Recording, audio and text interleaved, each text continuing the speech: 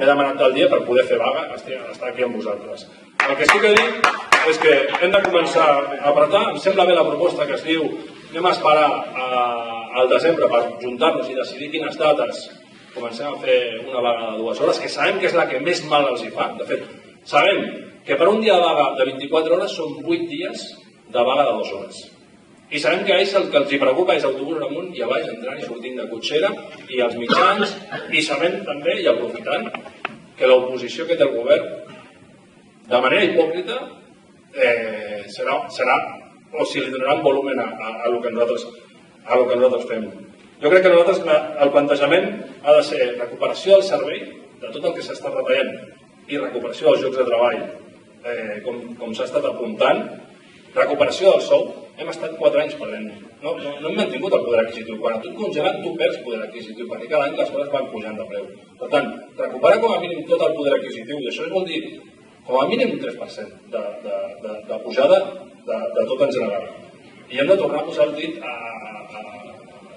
la llaga de continuem tenint autobusos, només autobusos. Quan diuen 300, diuen autobusos, perquè al metro tenen 300 fora de conveni més. Són 600 en total.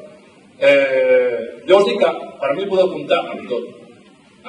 Vull dir, el dia que comencem a moure'ns, si m'he de plantar al Consell d'Administració i m'he de tancar l'habitació allà i fer una vaga de fam allà i trucar a la premsa, jo estaré allà. A mi m'he d'anar igual. Ja em coneixeu, m'he d'anar igual. Jo els he començat amb el ple i m'he d'anar igual que aquí sempre. Perquè l'objectiu és treure un bon conveni i, sobretot, no deixar que ens vagin privatitzant. Lo del tramvia s'ha d'apuntar 2 coses. Ells estan disposadíssims a fer el tramvia. Disposadíssims. És igual si públic o privat. Diuen que públic, en la boca petita, però saben que la concessió s'acaba el 2032. Això s'ha de dir clarament. Per tant, nosaltres hem de plantejar el que es deia a la taula. De privat, res. De privat, res. S'ha acabat ja de pagar impostos perquè vagin a les institucions i les institucions li donin a les empreses privades per treure beneficis ells. Que no les plantilles, perquè les plantilles estan encara pitjor. Perquè ells, en aquest sentit, ho tenen molt clar. Us vaig a posar un altre exemple. Informadors del bus turístic de TMB. Es va acabar el contracte del programa que tenen d'externalització. La majoria guanyen 550 euros al mes. Vots a favor?